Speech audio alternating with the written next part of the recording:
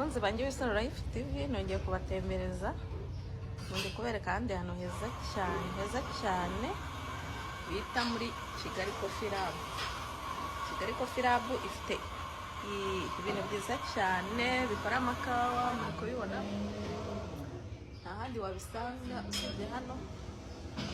Hari ibintu byiza cyane bikora amakawa atandukanye, hari n'ibikoresho bikora amakawa, hari n'udukombe banyweramo muri kutubona tumeze neza cyane, wahagera ukigurira n'amamashini akora kofi neza, aba kofi iryoshye cyane rero organique, muri kubibona decoration neza,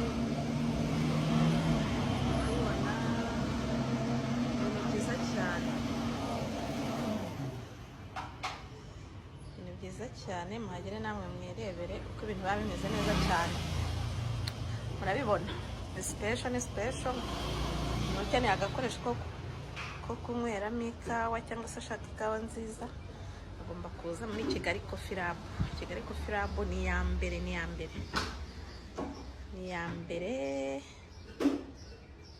muri kubibona haba hari n'utuntu dufite isuku bakoramo amakawa, muri kubibona ikintu kiryoshye tumeze neza cyane, nabakumbushe.